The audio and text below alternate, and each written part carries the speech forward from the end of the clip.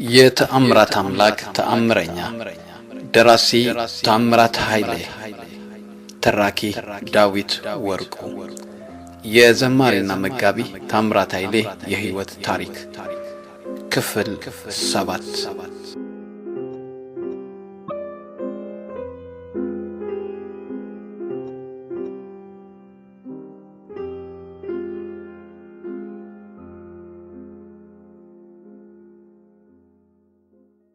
በዚህ ሂደት ውስጥ ወንጌልን በማስተማር ረገድ ዋናው ሰው ወንጌላዊ መስፍን ተስፋዬ ሲሆኑ ፓስተር ዳንኤል መኮንን አልፎ አልፎ ይገኛል።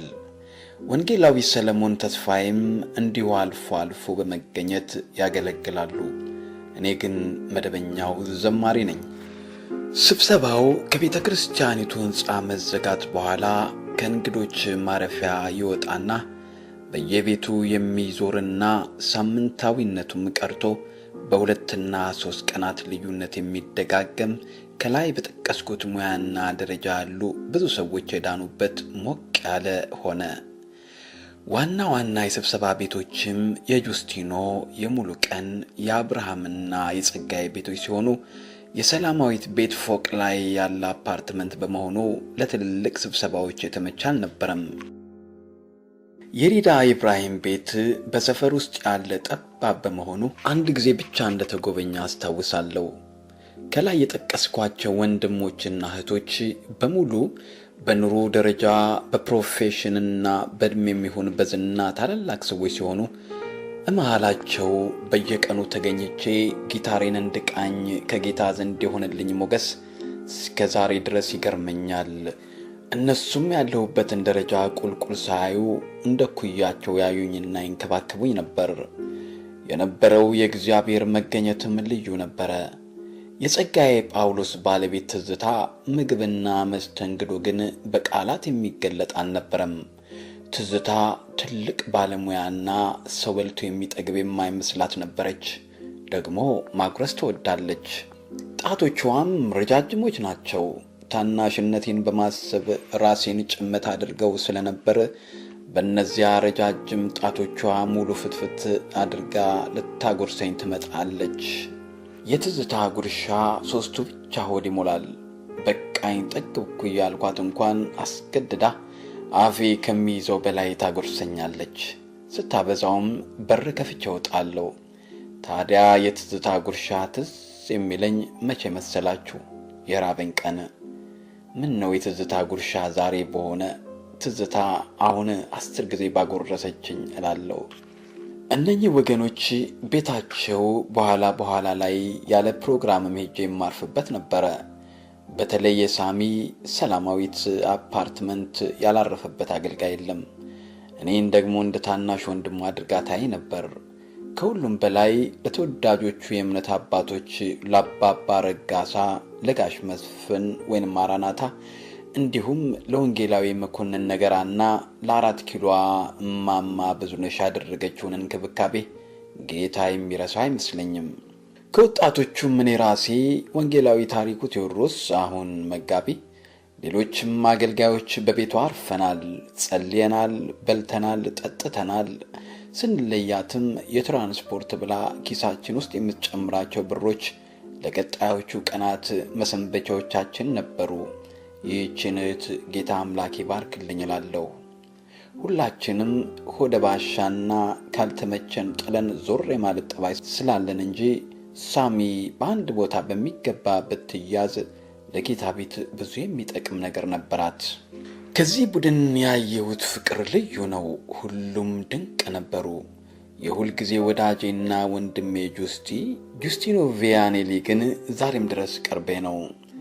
ጁስቲ ላይ ማንን ከን ያወጣል? አገሩ ሁሉን የሚወደው ጁስቲ የማተሚያ ቤት ባለቤት ነው።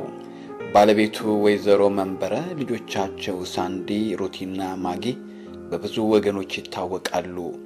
የማተሚያ ቤቱ ቢሮ ገና በጊዮን ሆቴል ግቢ ውስጥ እያለ ጀምሮ ዘውትር በደንበኞች እንደተጨናነቀ ነው። ግን አንድ ሌላ የታዘቡት ትልቅ ነገር አለው የጁስቲኖ ኩባንያ።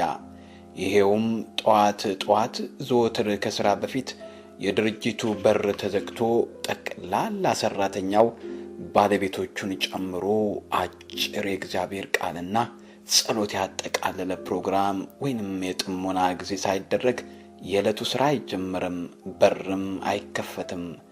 ምን ነው የሀገራችን መስሪያ ቤቶች ሁሉ ይህ ብርሃን ቢበራላቸው። ሌላው ወዳጄ በዚሁ ህብረት ያገኘሁት ጸጋዬ ጳውሎስ ነው። ጸጋዬ በድንቅ ሁኔታ ጌታ የለወጠው ሰው ነው። ጸግሽ ህይወቱ በዘላለማዊ የጌታ ጸጋ ሲቀየር የቀድሞ የመጠጥና የጭፈራ ጓደኞቹ ማመንና መቀበል አቃታቸው። እውነት ከልቡ ነው፣ እውነት ይጸናበታል እያሉ እንደሚደነቁና ከኋላም እንደሚከታተሉት ያጫውተን ነበር። አንድ ጊዜ መኪናውን አንድ የቀድሞ ጓደኛው ይዋሰውና መጨፈሪያና መጠጫ ቦታቸው በር ላይ ወስዶ አቁሟት ይገባል። መኪናይቱ በውሰት መታ እንደቆመች ያላወቀ ሌላ የድሮ አጫፋሪ ጓደኛው ታዲያ በትልቅ ማርከር መኪናው ላይ አቶ ጸጋዬ እዚህ ምን ትሰራለህ ብሎ በትልቁ ጽፎበት ይሄዳል። ከዚህም የተነሳ መኪናችሁን ለማን እንደምታውሱ በሚገባ አስቡበት ብሎ ባለመኪኖችን ይመክራል። እኔ ያኔ እንኳን መኪና ሊኖረኝ ጫማዬም ውሃ ያስገባ ነበርና ማስታወቂያውን ሰማሁት እንጂ አላዳመጥኩትም። ጸግሽ ልብ ውስጥ የገባሁበትን ቀንና ሁኔታ አስታውሳለሁ። ከተግባረ ዕድ ትምህርት ቤት በተመረኩ ጊዜ 1975 ዓ.ም በጥገኝነት በመኖርበት የሲስተር ሊያ ቤት ግቢ ትንሽ የምስጋና ፕሮግራም አዘጋጅቼ ነበር። በዚያ ፕሮግራም ላይ ምርቃቴን አስታክኬ የህይወት ታሪኬንና ያለፍኩባቸውን አንዳንድ አሳዛኝ ሁኔታዎች መሰከርኩ። በተለይ በመኖሪያ ቦታ ማጣት ምክንያት በየቤቱ መዟዟሬን ስናገር ልቡ ተነክቶ ያለቅስ ነበር።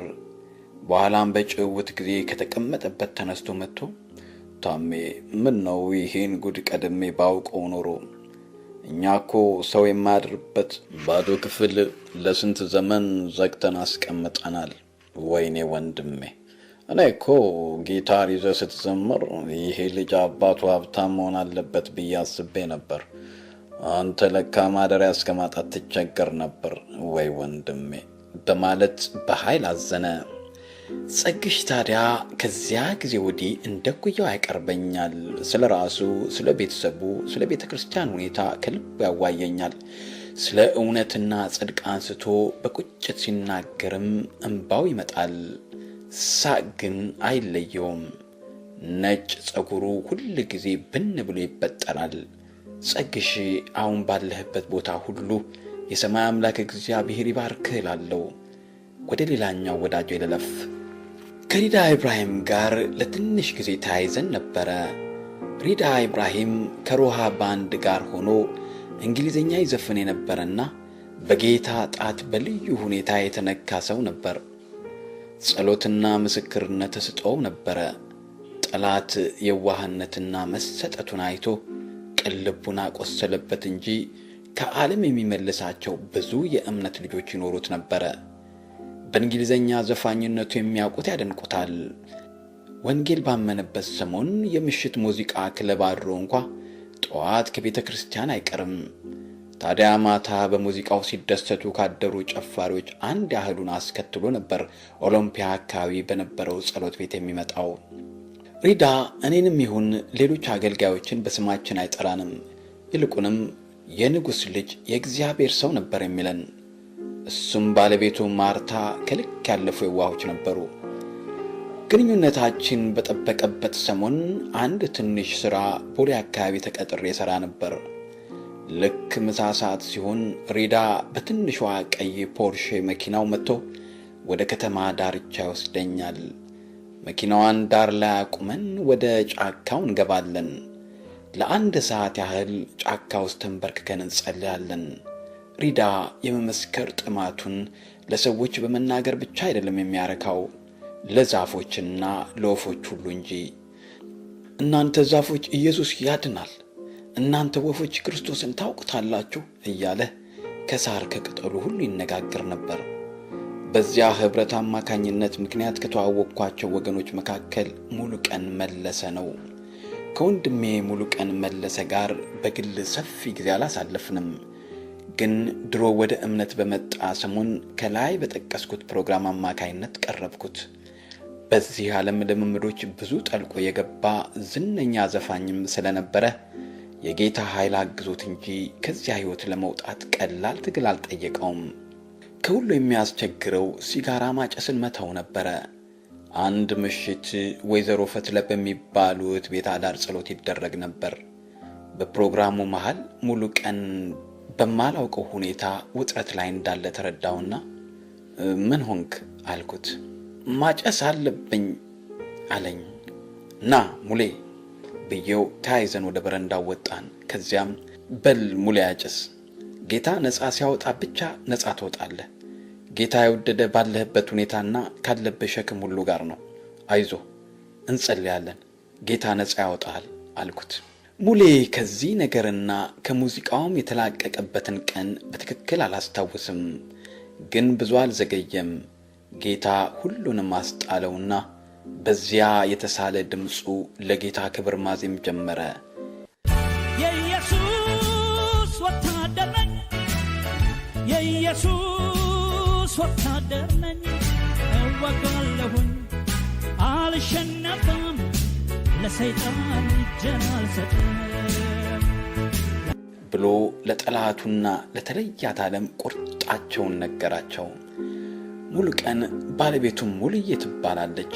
ከውጭ እስከ ውስጥ ሙሉ የሆነች እንደ ስሟ እግዚአብሔርና ሕዝቡን ታናናሾችንም ጭምር የምታከብር በሳል አእምሮ ያላትና ንግግሯ ቁጥብ የሆነ ሙሉዬ በኦሎምፒያው መነቃቃት ወይንም ሪቫይቫል ከተነኩ ሆስተሶች አንዷ ናት። ቀጥሎ ደግሞ የክንፈን ነገር ልንገራችሁ። ክንፈ ጸጉሩን እንደ ፈረንጅ ለሁለት ከፍሎ ያበጥረዋል። ብዙ አይናገርም፣ ውስጡ ግን ፈጽሞ መንፈሳዊ ነው።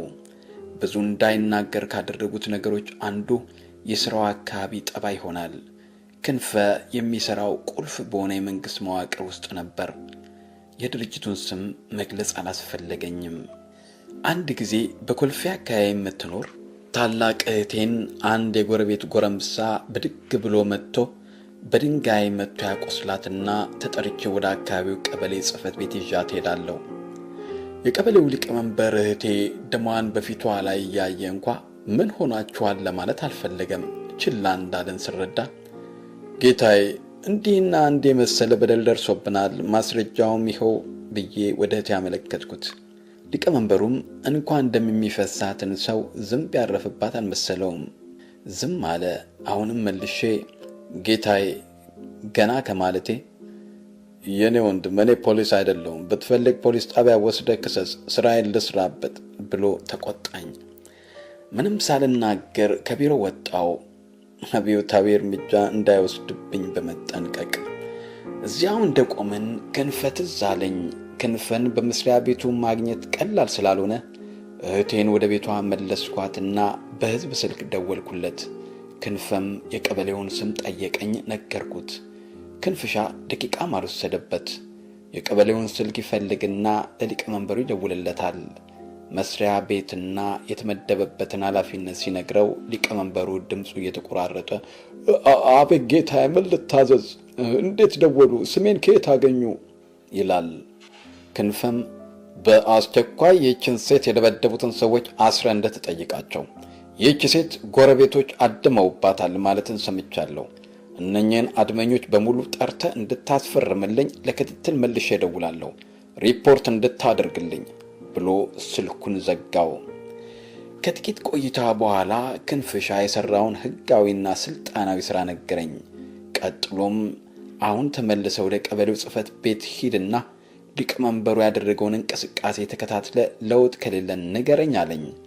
ከሰዓት በኋላ ወደ ቀበሌው ጽሕፈት ቤት ስገባ ሊቀመንበሩ ከመቀመጫው ተነስቶ ጌታዬ ምን ልታዘዝ?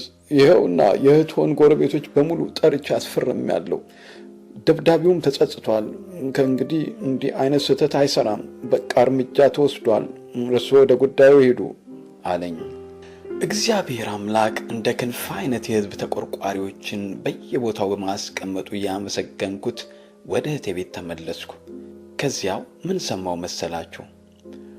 አረ ወንድሟ የመንግሥት ባለሥልጣን ነው አሉ። የደርግ አባልም ሳይሆን አይቀርም ብታርፉ ይሻላችኋል ሲባባሉ ጎረቤቶቿ።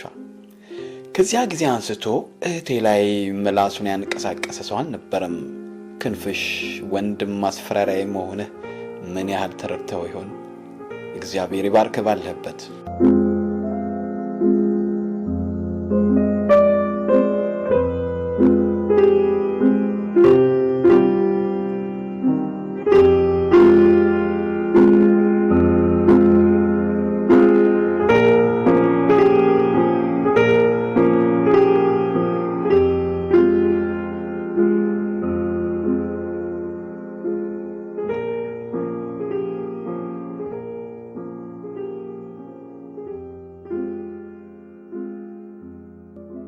እንግዲህ የቅርቤ ስለነበረ አንድ ህብረቴን ያህል ከተረኩላችሁ ዘንዳ ባሳለፍኳቸው ረጅም ዓመታት ስላየኋቸው ብዙ ህብረቶች ለመመስከር ቀኑም ሌቱም እንዲሁም ገጹም አይበቃኝምና ከመሠረተ ክርስቶስ ቤተ ክርስቲያን ምእመናን ጋር የተላመድኩበትንና በኋላም አብዛኛውን የክርስትና ዘመኔን እዚያው እንዳሳልፍ የጌታ ፈቃድ እንዴት እንደተፈጸመ ልተርክ ወደ ጀመርኩት ልመለስ።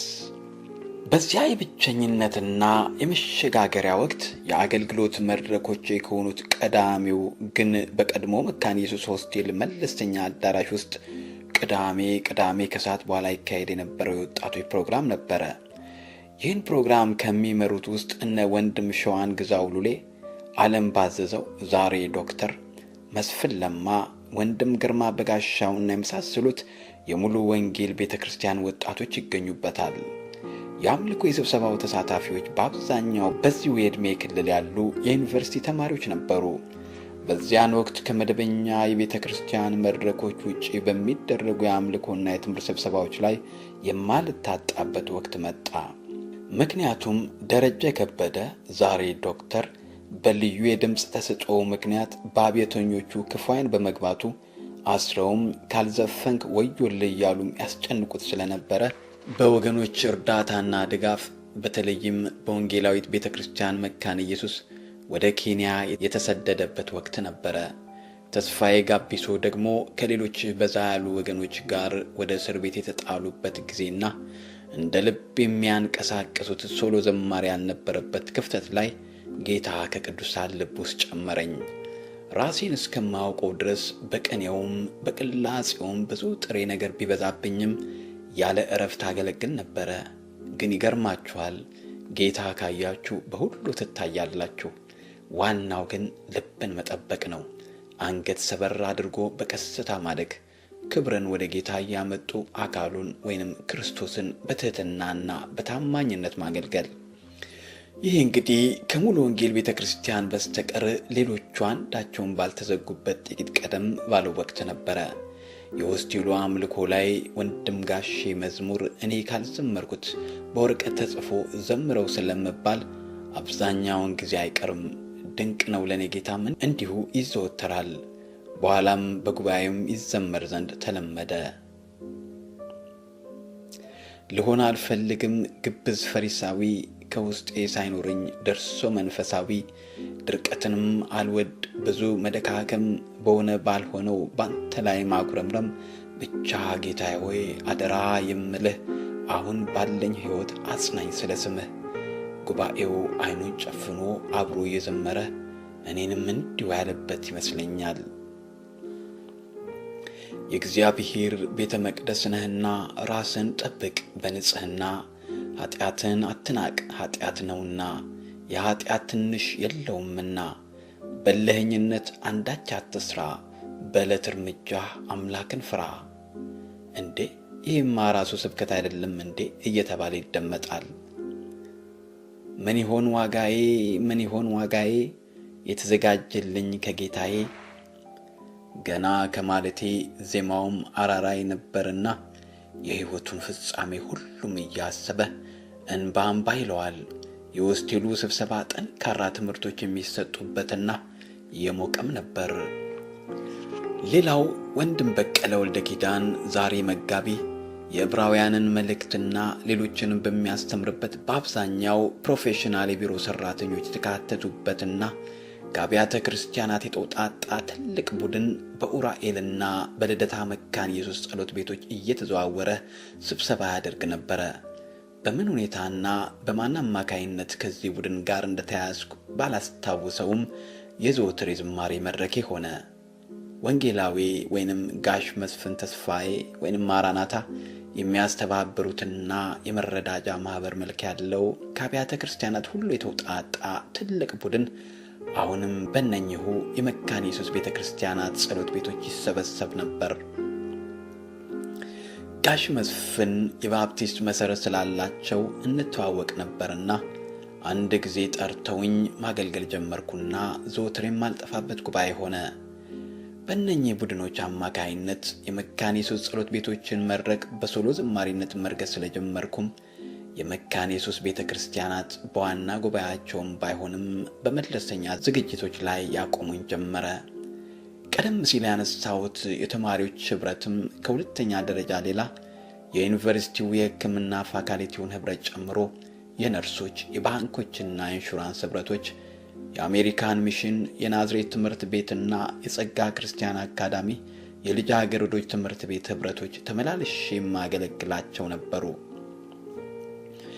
ከአዲስ አበባ ውጪ ደብረ ዘይት መካነ ኢየሱስ ቀደም ሲል ከመዘምራን ቡድን ጋር በየዓመቱ የልደት ኮንፈረንስ ሄድ ስለነበረና ሶሎ ስሰጥ ስላዩኝ ለብቻዬ ጋብዙኝ ነበር። ወንጂ ገፈርሳ መሰረተ ክርስቶስ ቤተክርስቲያን ጥቂት ቆይቶ መተሐራ እያለ የስምጥ ሸለቆ መንገድ መርዘም ጀመረ። በዚያ አካባቢ ሸዋዬ ዳምጤ በአዲስ አበባ ሳይታወቅ በምስራቅና በደቡብ አብያተ ክርስቲያናት እየተዘዋወረ ድንቅ ዝማሬዎችን ይዘምር ነበረ። በአንድ ወቅት ወንጂ ተገናኘን። 1970 ዓ.ም ሆሳና መካነ ኢየሱስ ቤተክርስቲያን ለፋሲካ ኮንፈረንስ በተጋበዘበት እንደ ረዳት ዘማሪ አስከትሎኝ ሄደ። ከቤተ ክርስቲያኑ መሪዎች ጋር አስተዋወቀኝ። ዘምር ተባልኩ፣ ዘመርኩ። ቀስ በቀስ በእረፍት ሰዓታት በጨዋታ መሃል የአካባቢው ተወላጅ መሆን የተሰማና እንዴት እንዳመንክ መስክር ተባልኩ። አሳዛኙን የሕይወት ታሪኬን ስዘረዝር የጉባኤው አብዛኛው ክፍል በእንባ ታጠበ። ከመድረክ እስክወርድ በትዕግስት የጠበቁ ሰዎች ሁሉ ያቅፉኝ ጀመረ። ስለ ቤተሰቤም መዳን ያሳስቡኝ ጀመር።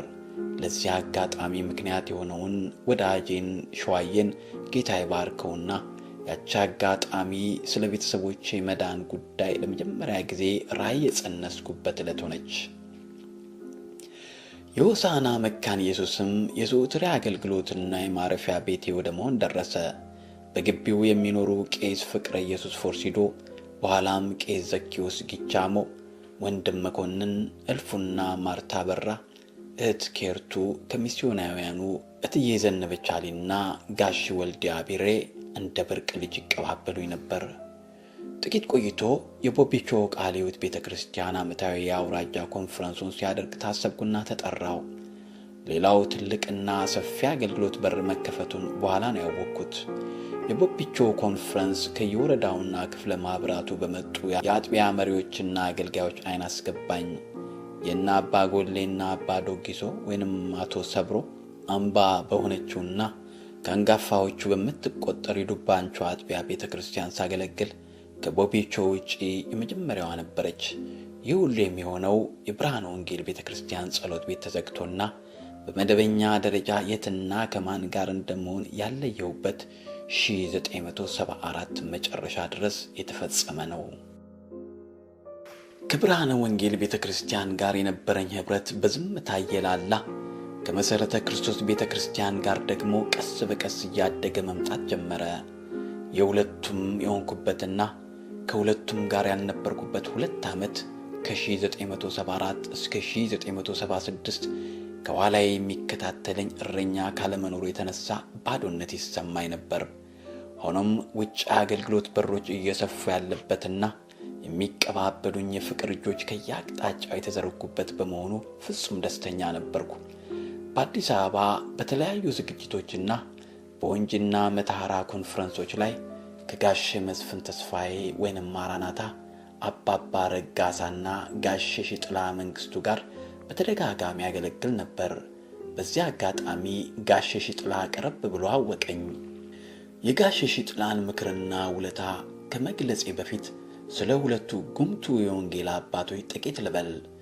ጋሽ መስፍን ተስፋዬ ወይንም ማራናታ ምንም እንኳን የእግዚአብሔር ጸጋ የማያልቅ ቢሆንም በእኛ ሀገር የወንጌል አገልግሎት የማይደገሙ ሰው ናቸው ለማለት ይዳዳኛል። የማስተማር ልዩ ተሰጥኦ፣ አዎንታዊ አስተሳሰብ፣ ሁለገብ፣ ወንጌል በተግባር፣ ሁሌም ደስተኛና መስጋኝ አገልጋይ ነበሩ። ካደረባቸው ብዙ አይነት አካላዊ ሕማማት አንጻር አገልግሎት ማቆም የነበረባቸው ገና አድሮ የነበረ ቢሆንም በጌታ ጸጋ ሁሉን ችለው እስከ ሞት ድረስ ወንጌልን አስተምረዋል። ሕመማቸውን ታግሰው ስለማገልገላቸው ሁለት ትዝታዎችን ብቻ ልጥቀስ።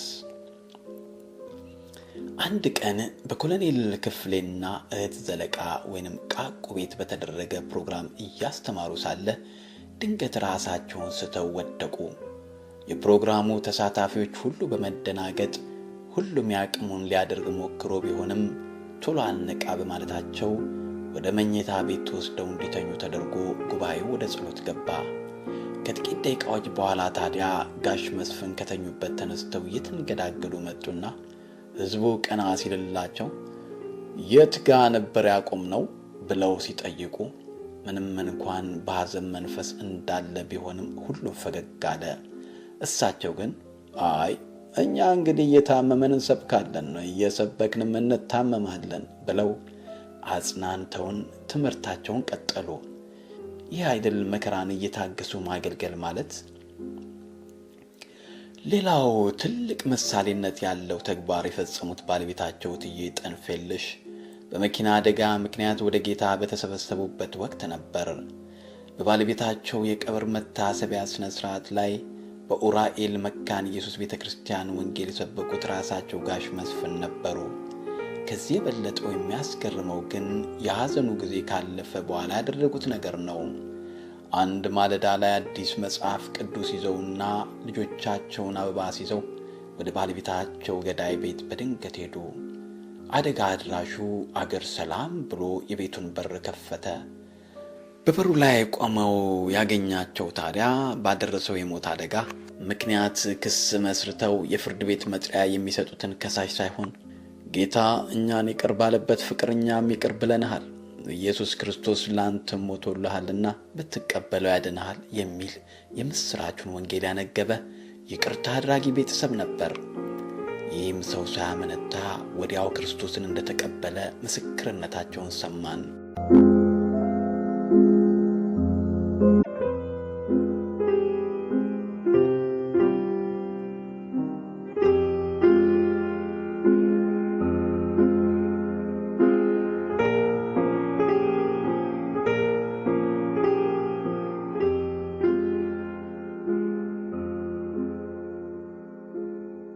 ሌላው የወንጌል አርበኛ አባባ ረጋሳ ናቸው።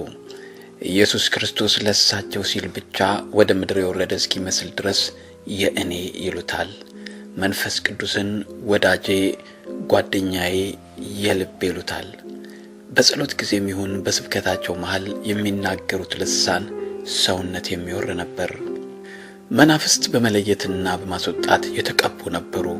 በኢትዮጵያ ስምጥ ሸለቆ ዙሪያ በተከተሉት አብያተ ክርስቲያናት በተከፈቱልን አገልግሎቶች አዘውትረን እንገናኝ ነበር። በተጨማሪም 4 ኪሎ አካባቢ በነበረው የማማ ብዙ ቤት በሚደረገው ፕሮግራም አብረን እንሰለፍ ነበር።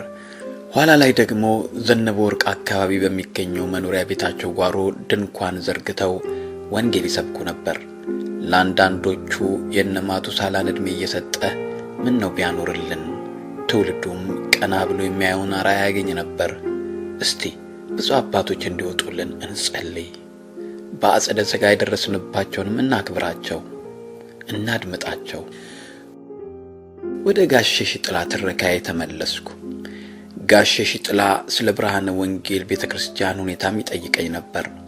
አልፎ አልፎ ብንገናኝም ስለ እኔ ግል ሁኔታም ይሁን ስለ ብርሃነ ወንጌል ቤተክርስቲያን ሳነሳለኝ ቆየን። አንድ እሑድ ጠዋት ከአገልግሎት ነፃ ነበርኩና ኤስአይኤም የፈረንጆቹ ጸሎት ቤት ዛሬ አይኢሲ ወይንም ኢቲሲ ይሰኛል ያኔ በሚገኝበት ጥቁር አንበሳ ሆስፒታል ፊት ለፊት አምልኮ ተካፍዬ ወጣሁ። የዚያኑ ቀን ከሰዓት በኋላ በኡራኤል መካነ ኢየሱስ ቤተክርስቲያን አገልግሎት ነበረኝ። ወደዚያ ከማለፌ በፊት እህቴ ሰላማዊት ሳሚ ቤት ጎራ አልኩ። ምሳ ፍለጋ መሆኑ ነው።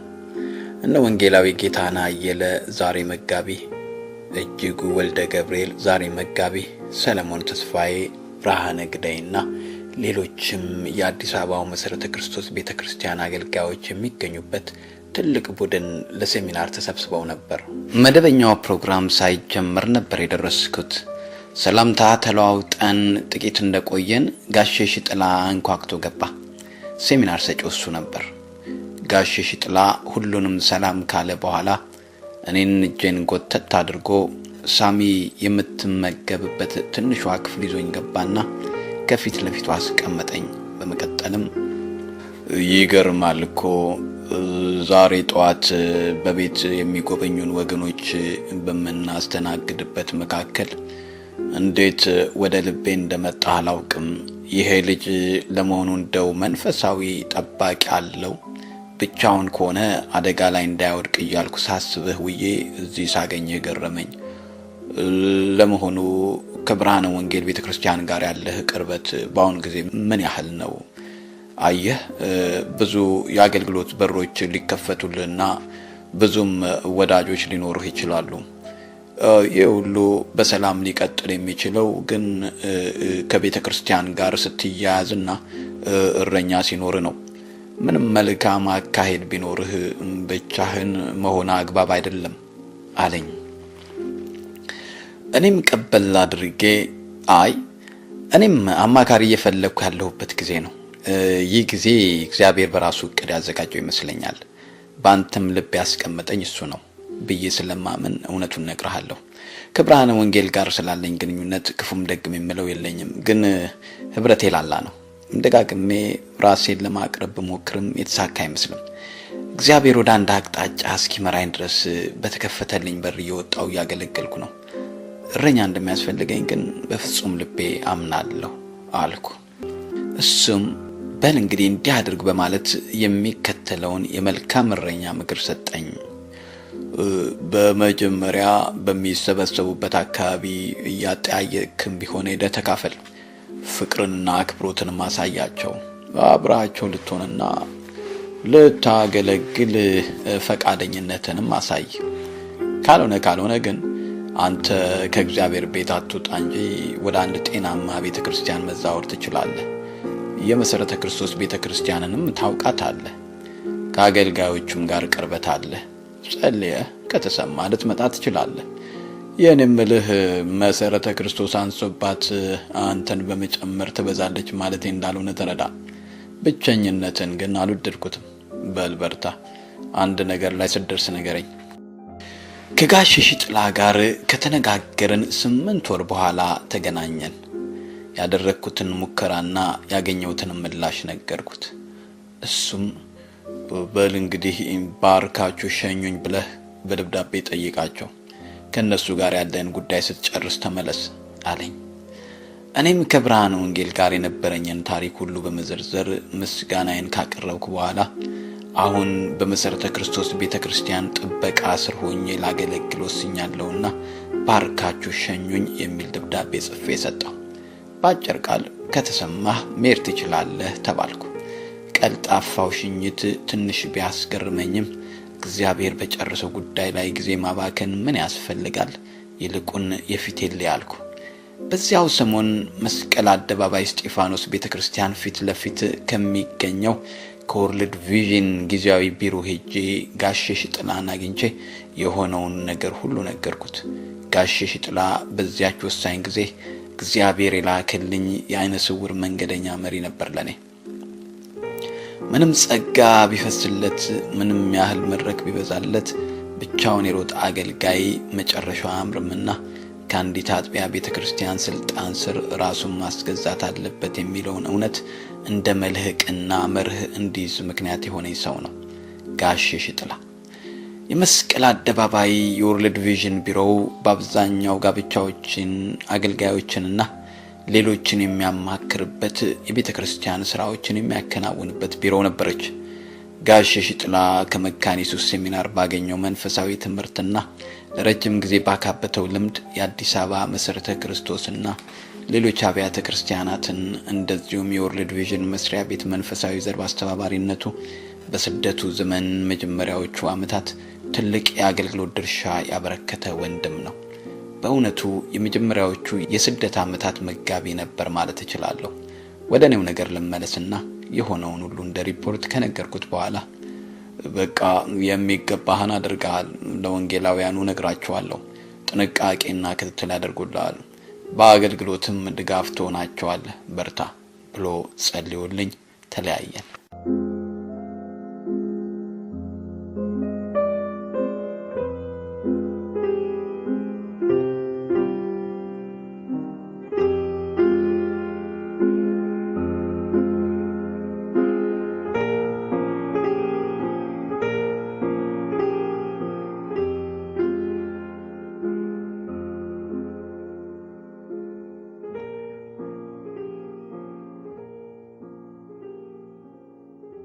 ምዕራፍ 3 አገልግሎት በሁለተኛዋ እናቴ ቤት መሰረተ ክርስቶስ ቤተክርስቲያን። የኢትዮጵያ መሰረተ ክርስቶስ ቤተክርስቲያን ወደ ግማሽ ምዕተ ዓመት የተጠጋ ታሪክ አላት። በርካታ የአገርና የውጭ ጸሐፍት ታሪኳን በቀጥታም በተዘዋዋሪም ስለዘገቡት እኔ ወደዚያ ዝርዝር አልገባም። ይህችን ቤተክርስቲያን የማውቃት በጋሽ ዳኛ አሰፋና ምንጊዜም ተሰምተው በማይጠገቡ ጸጋቸውንም በማስተዋል በመጠበቅ እስከ ዛሬ ድረስ ትኩስነታቸውን ባልለቀቁ ቢጫ ለባሽ መዘምራኖቿ ነው። እርግጥ ነው ኦሎምፒያ አካባቢ በነበረችቱ አንጋፋዋ አጥቢያ የመዘምራን ቡድን አባላት መካከል ደረጀ ከበደን፣ ታምራት ወልባንና ሚሊዮን ከበደን በግል ወዳቸውና ተመሳሳይነታቸውን በሩቅ ለመከታተል ሞክር ነበር። በተለይ ከሚሊዮን ከበደ የደረጀ ከበደ ወንድም ሳምሶን ደስታና ፍሬው መኩሪያ ጋር ስንገናኝ ለብዙ ጊዜ እንደሚተዋወቅ ያህል እንጫወት ነበር። የሚገርመው ነገር አንዳንዶቻችን የብርሃን ወንጌሉን የቅዳሜ አዳር ጸሎት የምንካፈለው አርብ ሌሊት በመሰረተ ክርስቶስ ቤተክርስቲያን ይካሄድ የነበረውን የአዳር ጸሎት በተካፈልንበት ማግስት ነበረ። ቀን ትተኙ ነበር ወይ ቢባል የማስታውሰው ነገር የለም። መንፈሳዊ ጥማቱና ትጋቱ ግን የጉድ ነበር። ታዲያ በዚህ አዳር ጸሎትና ቆይቶ በተነሳው መንፈስ ቅዱስ አገልግሎት ምክንያት ወደ ቤተክርስቲያኒቱ ከሚያዘወትሩ ሰዎች አንዱ ሆንኩ። የካሴት ሚኒስትሪውን የሚያካሂደው በስርዓት ወርቁ፣ የአዲሱ ወርቁና ግዛቸው ወርቁ ወንድም በምን እንደተቀራረበን ባላስታውስም የቅርብ ጓደኛ የሆነ ዛሬ በካናዳ የሚኖረውና የሚያገለግለው ብዙዎች ዳን ስለሺ የሚሉት ፓስተር ስለሺ የልጅነት የሰፈር ስሙ ጃፓን እንደዚሁ ተቀራረበን። ስለሺ በአብዛኛው ጊታር የሚጫወተው ስፓኒሽ ስታይል ነበር። ሶሎ ከጀመርኩ በኋላ የጊታር ጨዋታ ፍንጭ ስራዬ ብሎ ለጥቂት ጊዜ ያሳየኝ እሱ ነው። ግን የእሱን ያጨዋወት ስታይል በረጃጅም ጣቶቹ ኦክታቭ እየሰራ ያለ ካፓ አሽከረክራቸው የነበሩ እጆቹን መከታተል ቀላል አልሆነልኝም። አንድ ቀን በብርሃን ወንጌል ጸሎት ቤት ምድር ቤት አዳራሽ ጊታርና ቴፕ ሪከርደር ይዞ መጥቶ መዝሙሮቼን እየቀዳ ይኸውል ድምጽህ እንዴት ጥሩ እንደሆነ ስማው እያለ ያበረታታኝ የነበረውን አረሳውም። ስለሺ የለመዘምራን ቡድን አባል ቢሆንም በሱና በብስራት አማካይነትም ይበልጡን የቤተክርስቲያኒቱ የሃ መዘምራንን ተጠቅቼ የበለጠውን አወቅኳቸው። ደረጀ ከበደ ከልክ በላይ ዝምተኛና ብቸኝነትን የሚመርጥ አይነት ሰው በመሆኑ አልተጠጋጋንም። ከአንገት ሰላምታ ያለፈ መግባባት አልነበረንም።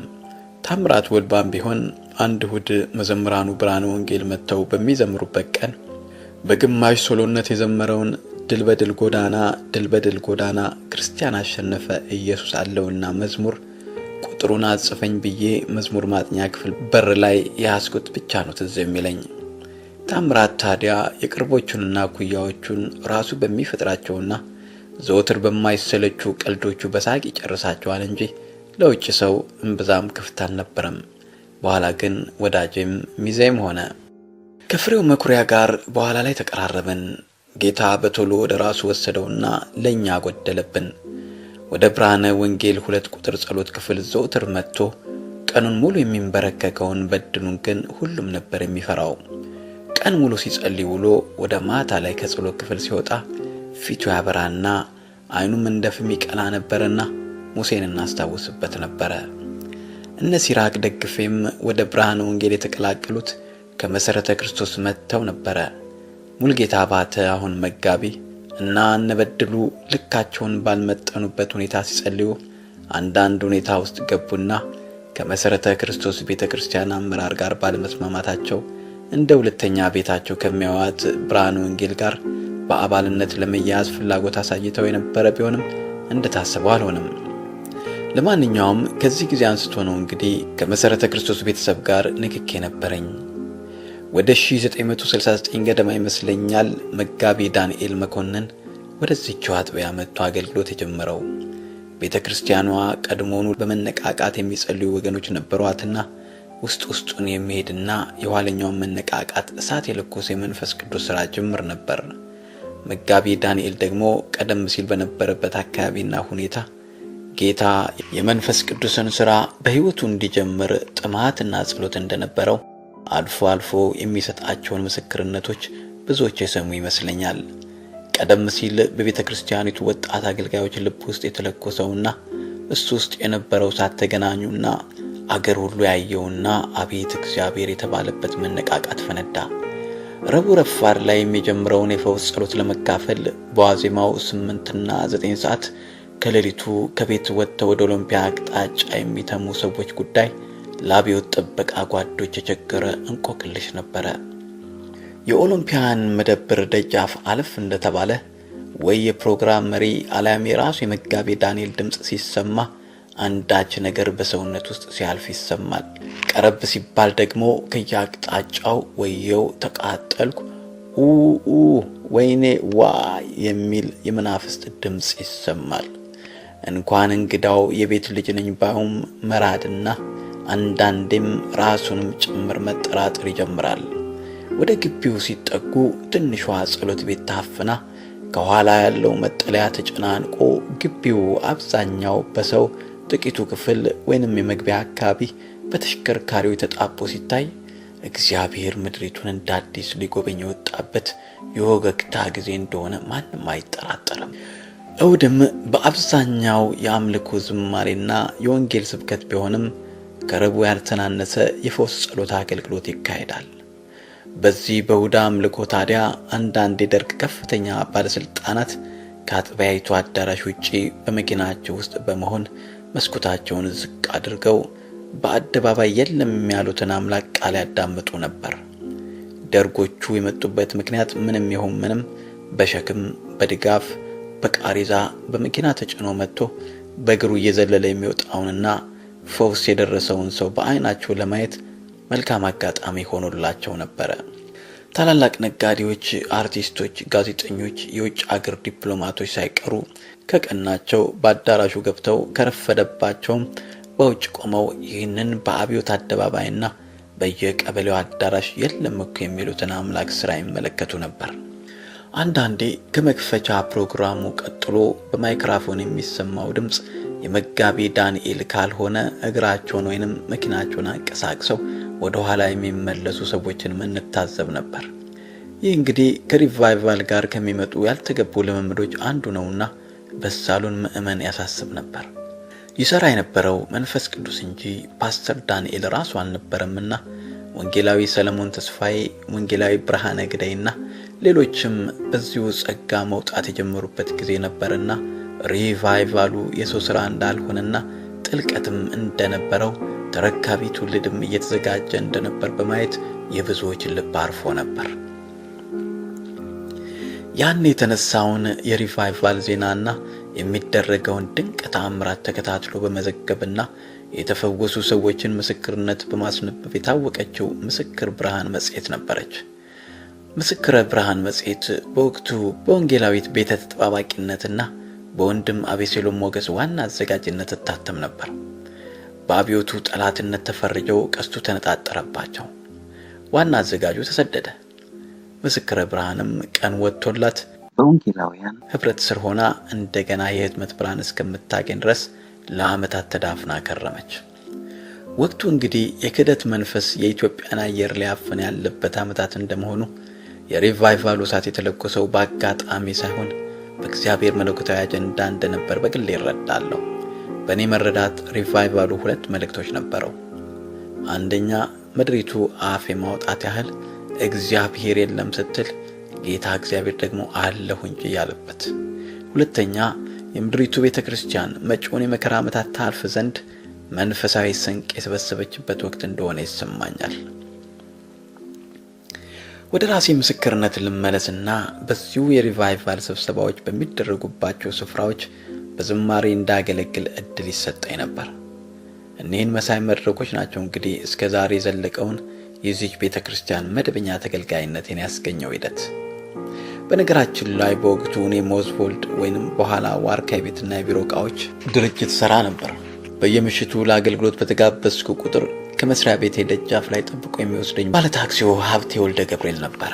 ወንድም ሀብቴ ለሪቫይቫሉም ይሁን ለመደበኛዎቹ ፕሮግራሞች የሚጋበዙ አገልጋዮችን በታክሲ በማጓጓዝ ስራዬ ብሎ ያግዝ ነበር። ደጋግሞ አገለገለኝ። መኪናው የዘውትር መገልገያ ሆነች። ልዩ ፍቅርን በመሃላችን ተመሰረተ። እንደ ታላቅና ታናሽ ወንድምም ተያየን። ሲያገባ ሚዜው ለመሆን በቃው። ይህም ሚዜነት ያስከተለው ሌላ ታሪክ አለና በኋላ እመለስበታለሁ። የቤተ ክርስቲያኒቱ ሕንጻ ከተዘጋ በኋላና ምእመናን በየአካባቢያቸው የተለያዩ ህብረቶች እየፈጠሩ ሲነቃቁ ቤተ ክርስቲያኒቱም የህቦ ቤተ ክርስቲያን መሰረት ስትጥልና ስትገነባ እኔ ደግሞ ቀደም ሲል እንዳነሳሁት ከመጀመሪያዊቱ ቤተ ክርስቲያን ጋር የነበረኝ ቁርኝት ላልቶ ያው በዘርዘርኩት ረጅም ሂደት ከዚህ ቤተ ክርስቲያን ጋር ተያያዝኩ። ሁሉንም በወዱ የሚጨርሰውና መብቴ ጉዳቴ ራእዬ ማለት የማያውቀው ግን ልቡ እውነተኛ የበጎች እረኛ የሆነው ወንጌላዊ ጌታና አየለ አሁን መጋቢ፣ አብሮት የተጠመደው ወንጌላዊ አበበ ስዩም አሁን መጋቢ፣ ትንሽ ቆይቶም ወንጌላዊ ተኩ ከበደ አሁን መጋቢ፣ ወንጌላዊ አስፋው በቀለ አሁን በፊኒክስ አሪዞና ዩኤስኤ፣ ወንጌላዊ ኃይለማርያም እጅጉ፣ ወንጌላዊ እጅጉ ወልደ ገብርኤል አሁን መጋቢ፣ ወንጌላዊ ሙሉ ወርቅ መኩሪያ አሁን መጋቢ በፊንላንድ፣ ወንጌላዊ ቀልቤሳ ሙለታ፣ ወንጌላዊ ረጋሳ ወየሳ፣ ወንጌላዊት ማና አለብሽ አለሙ፣ በኋላ ላይ ወንጌላዊት አልማዝ ሰሙር፣ ወንጌላዊ ኃይሉ ቸርነት አሁን በሎስ አንጀለስ መጋቢና ዶክተር፣ ቆይቶ ወንጌላዊ እርነቃቸው ለገሰ አሁን መጋቢ እና ሌሎችም የቤተ ክርስቲያኒቱ የቁርጥ ቀን ልጆች ነበሩ። በጸሎት ቤቱ መዘጋት ምክንያት የተበታተነውን ምእመን እግር በእግር እየተከታተሉ በመመዝገብና የአካባቢ ህብረቶችን በማቋቋም የዛሬውን የአዲስ አበባ መሰረተ ክርስቶስ ቤተ ክርስቲያን መልሰው አስገኟት። ታዲያ የግንባር ቀደሞች ወንጌላውያኑ ይሁን እንጂ ቀን በቀን መንግስትም ሆነ በግል መስሪያ ቤቶች በስራ ሲደክሙ ውለው ሲመሽ በሌላ አቆብ በየሰፈሩ አብረው የሚዞሩ ሽማግሌዎች፣ ዲያቆናት፣ የአካባቢ ህብረት መሪዎች ወይም እረኝነት፣ መጽሐፍ ቅዱስ አስጠኚዎችና በጸሎትና በሌላ ቋሚ አገልግሎቶች የሚተጉት ወገኖች ቁጥርና ልፋታቸውን በትክክል የሚያውቀው ጌታ ብቻ ነው። እንግዲህ በእንደዚህ ያለ ሁኔታ ከአዲሲቷ ቤተ ክርስቲያኔ ጋር ተያያዝኩ ማለት ነው። ከላይ ዘረዘርኳቸው ወንጌላውያን ሁሉም በፍቅር አቀፉኝ። እዚያ ቦታ ዘምር፣ ያንን ቡድን ያዝልን፣ እዚያኛው ቤት አብረህን የጌታን ራት ትሰጣለህ፣ ያንን የአዳር ጸሎት ምራልን፣ በመዋቅር በኩል ከሆነ የኔ አለቃ በታች እኔው ራሴው ነኝ። የቤቱንና ከውጭ የሚመጡ የአገልግሎት ግብዣዎችን እንዴት መሄድ እንዳለባቸው ያለምንም ተጽዕኖ ራሴ ወስናለሁ። ሁሉም ጋር እንዳይጓደል ብዬ ያለ ልክ ራሴን ዘለዝልበት የነበረውን ሁኔታ ግን አንዳንድ አንዱን ነገር እሽት አድርጌ እንዳልሰራ ይከለክለኝ እንደነበር ረዳለሁ። እስቲ ይታያችሁ፣ በቤተ ክርስቲያኒቱ የአገልግሎት መዋቅር ውስጥ ክፍት ቀዳዳ በተገኘበት ሁሉ አለው በማለት መጣር፣ ከውጭ ከልዩ ልዩ ስፍራ የሚመጡ ግብዣዎችንም አልችልም ብዬ መመለስ፣ ቀደም ብዬ ያነሳሁት የይሉኝታ ባህሪም እየከለከለኝ ሁሉንም ለማጥገብ አድርጌ የነበረው ሩጫ የጥሞና ጊዜና እርጋታ ይነሳኝ ነበር። ይህ ነው እንግዲህ በሰው ፊት ሁሉ ለመገኘት እየተጋን በእግዚአብሔር ፊት ግን እንዳንታጣ እንጠንቀቅ የሚያስብለን። ይህን ጎኔን ዛሬም ድረስ አልወደውም። መጽሐፍ ቅዱሳችን አንተ ግን እስከ ፍጻሜው ድረስ ሂድ ዳንኤል 12:13 እና እንዲሁም ታገኙ ዘንድ ሩጡ አንደኛ ቆሮንቶስ 9:25 የሚለውን ትእዛዝ በፊቴም ተመላለስ ዘፍጥረት 17:1 ፊቱንም ፈልጉ መዝሙር 11:16 በሚለው ቃል ነው ሚዛኑን የሚያስጠብቀው። የኔ ድካም ታዲያ ምክንያቱ የአገልግሎት ፍልስፍናዬ ነው። ሁሉም አይጣኝ ደግሞም አይዘንብኝ እላለሁ። በአገልግሎቱ ሂደት ውስጥ ሰው አልባ ቀዳዳ ይታይ ደግሞ እላለሁ። እኔም ተፈላጊ እኔው አይመቸኝም ባይ መነሻዬ ምን ሆነና እረ ለመሆኑ እኔ ማን ነኝ? ቤቴስ ምንድነው? የሚለው ላይ ጫን እላለሁ። ይህ ግን ሳይኖሩ ማኖርን፣ ሳይቀበሉ ልስጥ ማለትን፣ ሳይማሩ ማስተማርን አይጠይቅም። ትልቁ ድካሜ ነው። ለማንኛውም በውስጥም በውጭም መትጋት የቀጠለ በዚህ የስደት ዘመን የቤተ ክርስቲያን እንባ በማበስ የተሰለፉት አገልጋዮች ብቻ አልነበሩም። ምዕመናኑስ ቢሆኑ ተገኙ በተባሉበት ስፍራና ሰዓት ያለ ፍርሃት በመገኘት ሰፋ ያለ ቤት ያላቸው ቤቶቻቸውን በመክፈት ምንጣፍ፣ ሶፋ፣ ወንበሮች፣ መጸዳጃ ቤቶቹ፣ የመታጠቢያ ገንዳዎቹ ለማጥመቂያነት፣ የማዕድ ቤቶቹና ቁሳቁሶቻቸው ምን ያልሰጡን ነገር አለ? አስራታቸውን ለዲያቆናቱ በያሉበት እየፈለጉ ያቀብሉ ነበር። ምግብ ሰርተው ተሳታፊዎችን ይመግቡ ነበር። የሙሉ ጊዜ አገልጋዮችን ማጉረስ፣ ኪሳቸውን መጎብኘት፣ ማልበስ፣ በቤታቸው ማሳረፍ ወዘተ ምንኛ ትርጉም ያለው አገልግሎት ነበረ። በዚያ ቀውጢ ጊዜ የአንዳንዶቹ ምዕመናን መኖሪያ ቤት ግድግዳ የሚያጋራው ከቀበሌ ጽሕፈት ቤት፣ ከቀበሌ ሊቀመንበር አሊያም ከአብዮት ጥበቃ አባል ወይንም ከአብዮታዊ ካድሬ ቤት ጋር ይሆንና ታዲያ ሰቀቀኑ ያምጣው ያስብላል። ብዙዎቹ በጎረቤቶቻቸው የተመሰገኑ ነበሩና በጎረቤታቸውና በእነሱ ግቢ መሃል ያለው አጥር ላይ በር እየሰሩ ምዕመናኑ በአንደኛው ወይንም ባማኙ ቤት በር ገብተው በሌላኛው በጎረቤት እንዲወጡ በማድረግ ከላይ የተጠቀሱትን አብዮተኞችን ወይንም አንዳንድ የሰፈር ተቃዋሚዎችን ያደናግሩ ነበር። በአዲስ አበባ በበርካታ ቤቶች መጽሐፍ ቅዱስ ይጠናል፣ ወርሃዊ አምልኮ ይካሄዳል፣ የጌታ እራት ይሰጣል፣ እንዳመችነቱ የጥምቀት ሥርዓት ይከናወናል፣ የመሪዎች ምርጫ ይካሄዳል፣ የሽማግሌዎች፣ የኮሚቴዎች፣ የሙሉ ጊዜ አገልጋዮች፣ ሌሎችም ስብሰባዎች ይደረጋሉ። አዳዲስ አማኞች የክትትል ትምህርት ይማሩባቸዋል። ከላይ የጠቀስኳቸው የስደቱ ዘመን መግቢያ ላይ መሪዎች ይህንን የህቡ ቤተክርስቲያን አደረጃጀት ዘዴ እንዲያውቁና ልምድ እንዲቀስሙ በሜኖናይት ሚሽን ስፖንሰር የተደረገ በኮሚኒስት አገሮች የሥራ ጉብኝት አድርገው እንደነበር ትዝ ይለኛል። ለማንኛውም ቤተክርስቲያን በእነዚህ በአንድም በሌላም መንገድ ራሳቸው ለመስዋዕትነት ሳይሳሱ በሰጡ ልጆቿ ተደራጀች፣ ጠነከረች፣ አደገችም። እኔም እንግዲህ ደጋግሜ እንዳወሳሁት ጨለማን ተገን አድርጌ ጊታሬን አንዳንዴም በጋቢ በመጠቅለል ደብተሬን በጉያዬ ወሽቄ በእነኚህ ቤቶች ዘወትር ተገኘሁ። እንደ እውነቱ ከሆነ አገለገልኩ ከማለት ተገለገልኩበት፣ እንዲያውም በሕይወት ኖርኩበት፣ ከዚያም አደግኩበት ማለቱ ይቀለኛል። ምንጊዜም የማልጠግበው ከተደራጀች ክልላዊት ወይንም አጥቢያ ቤተ ክርስቲያን ስር በመታዘዝ የመኖርና የማገልገል ጥማቴን ቤተ ክርስቲያኒቱ አረካችልኝ። እንዲያው ጊታር ቃኝቶና ጉሮሮን ጠረግ አድርጎ ትልልቅ መድረኮችን ማድመቅ ሰውነትን ለስጋዊ መንፈሳዊ ሊሆን ይችላል፣ ግን ጊዜያዊ ነገር ማስለመድ ለጥቂት ጊዜ ይጠቅማል እንደተባለው ይሆንና ታይቶ መጥፋት ይበዛል። በአንጻሩ ደግሞ ምንም የውጭ አጓጊ ግብዣ በላይ ቢመጣም አስቀድሞ በቤት ያሉትን ምን ልርዳ ማለት ጤነኛ አካሄድ መሆኑን አሰምርበታለሁ። አባል ከሆንኩበት ቤተ ክርስቲያን ውጭ ያለውን እንቅስቃሴ መዳሰሴ ስለማይቀር እስቲ ይኸው ጤናማ ግንኙነት ወዴት እንደሄደ መስመሩን እንዲያስጉ ልቀጥል።